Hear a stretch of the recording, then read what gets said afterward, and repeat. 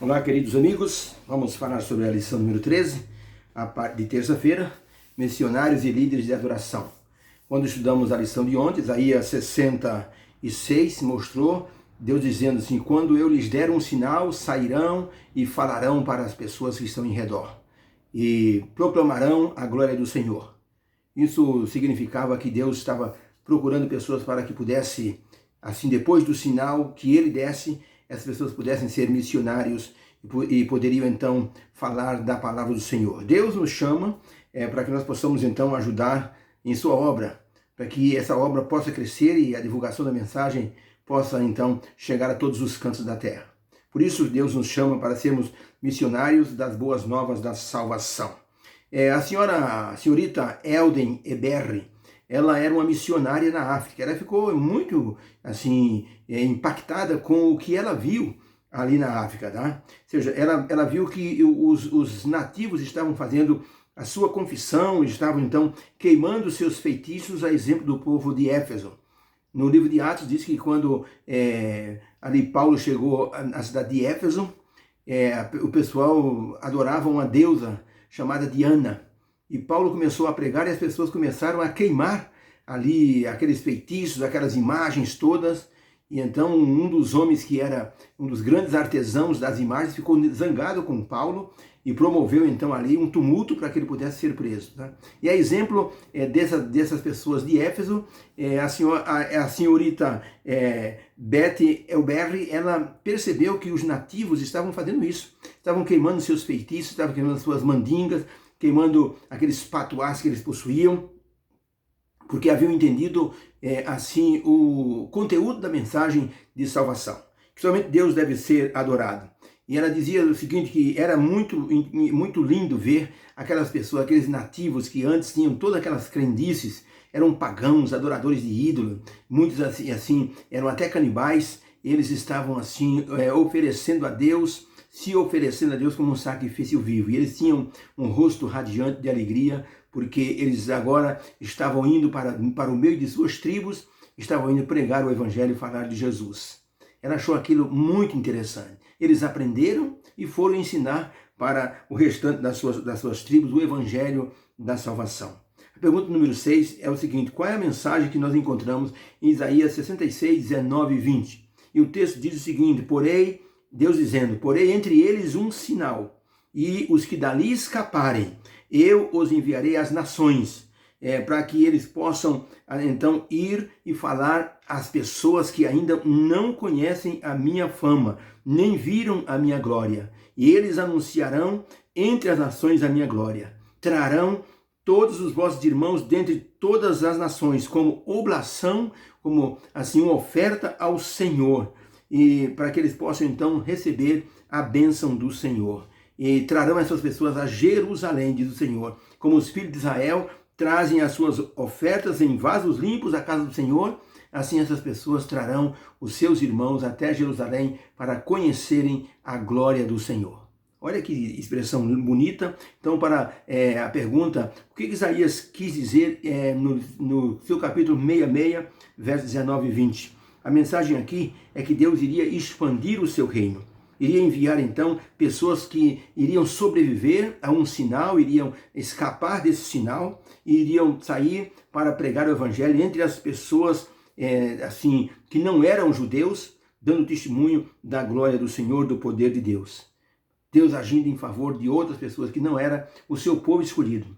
Então Deus já está mostrando para Isaías aqui que haveria um momento em que os judeus iriam rejeitar o Messias, rejeitar a graça de Deus, e essa graça seria estendida então para os gentios, para outras pessoas. Tá? Era uma boa notícia que Deus estava dando através de Isaías, já profetizando o que iria acontecer ali depois do tempo de Jesus na igreja primitiva. E a pergunta 7, o que Deus quis dizer com convocar algumas pessoas para serem sacerdotes e levitas? O que isso tem a ver com a mensagem atual do advento? Perceba você, Isaías 66, 21, Deus diz assim, e também deles tomarei alguns para serem sacerdotes e para levitas, diz o Senhor.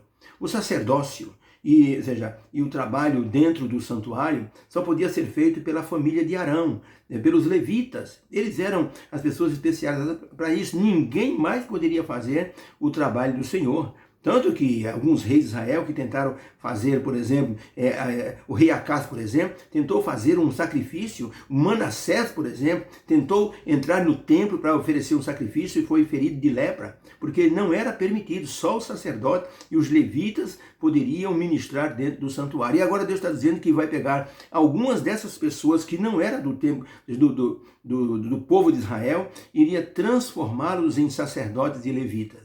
Logicamente, Deus estava dizendo que algumas pessoas seriam convocadas para, oficiarem para Deus o trabalho, de ministração da palavra, como se fossem sacerdotes e como se fossem, pessoas, empoderadas por Deus para exercerem, o sacerdócio e o trabalho como se fosse de um levita. O trabalho de um levita é como se fosse de um diácono. Então Deus estava dizendo que Deus iria convocar pessoas para atuarem como sacerdotes e como levitas no trabalho dele, tá? Deus já estava prevendo o futuro, falando isso já no tempo de Isaías, quase 700 anos antes de Cristo nascer. Deus já estava prevendo o que a igreja primitiva ia fazer. E realmente Deus fez assim. Só você pensar em Barnabé. Barnabé era grego. E Deus chamou Barnabé para que ele pudesse ser um diácono, e foi um homem assim abençoado, consagrado, um homem que fazia milagres, que evangelizava, um verdadeiro sacerdote do Senhor. Então Deus estava cumprindo a sua palavra, tá? O próprio Paulo, quando ministrava para as pessoas, ele viu os gentios se convertendo, ele via pessoas que não era judeu, ou seja, judeu de nascimento, ser assim inspirado, ser assim ungido pelo Espírito Santo e se tornar uma bênção nas igrejas que Paulo assim organizou para servir ao Senhor, tá? Muitas vezes nós pensamos, o que isso tem a ver com o advento? Deus está nos chamando para sermos assim suas luzes nessa época em que tantos estão assim baixando a sepultura. Nós temos que pensar que Deus está nos chamando para que nós possamos então levar essa mensagem a algumas pessoas. Uma irmã da minha igreja, uma noite me convidou, de sexta-feira, me convidou para que eu fosse visitar um irmão dela, que morava numa cidade aqui próximo, São Caetano do Sul. Eu moro em São Paulo. Ela disse, vamos lá, sexta-feira à noite. E já eram umas 7h30 da noite, e eu pensei, Senhor, eu tenho tanta coisa que fazer hoje, eu tenho que preparar um JA, eu tenho que preparar uma pregação para pregar numa igreja amanhã, e tenho que passar lição geral em outra igreja. Fazendo tudo isso, eu vou dormir umas 2 horas da manhã, 3 da manhã. Mas a irmã está me chamando, se eu for com ela, eu vou sair lá umas 10 horas da noite dessa visita, com certeza eu vou dormir mais de 4 da manhã, mas se ela está chamando, e Deus tocou no meu coração para que eu pudesse ir nessa visita, e eu fui, e dei carona para a irmã, para uma outra pessoa da família dela, e fomos até a casa do irmão dela. Chegando lá, conversei com ele bastante, e Deus tocou no meu coração e disse, no meu coração, Gilberto, faz um apelo para esse meu filho.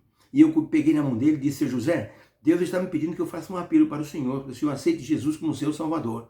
O Senhor é de alguma igreja, de alguma religião? Ele disse, eu nunca fui, nunca me interessei por religião. Meus pais eram católicos, mas eu nunca me interessei por religião. Achava tudo isso que era tudo uma fantasia. Mas eu disse para ele, mas seu José, Deus está me pedindo que eu fale com o Senhor agora. Deus tem um objetivo para a sua vida. O Senhor aceita Jesus que morreu na cruz como seu Salvador? E ele disse assim, com os olhos marejados de lágrimas, é a primeira vez em 50 anos que alguém me faz um convite tão especial. E eu não posso negar esse convite. Eu aceito Jesus como meu Salvador. Nós oramos juntos ali, eu entreguei nas mãos do Senhor, e ele então chorou bastante. Eu disse para ele, assim que o Senhor melhorar dessa sua doença, nós vamos então providenciar o seu batismo. Mas fomos embora, chegamos em casa, eu cheguei 10h30 da noite, foi uma noite trabalhosa, preparando um JA, uma pregação e a lição para o sábado de manhã.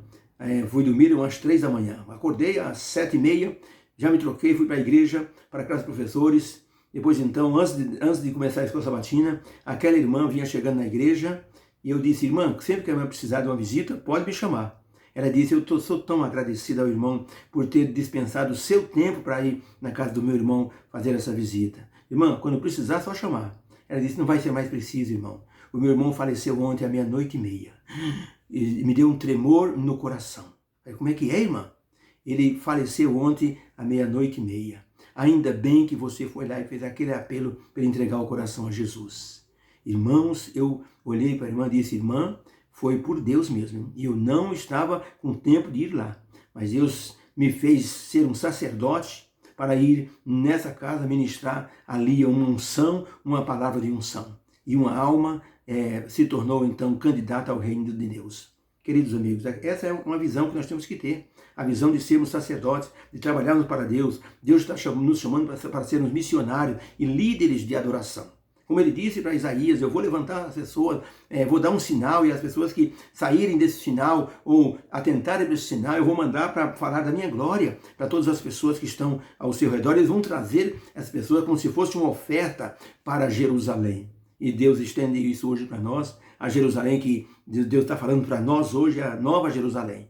Nós temos que levar pessoas para o conhecimento do plano da salvação, para que elas possam também ter direito a entrar na Nova Jerusalém. Que Deus abençoe o seu coração.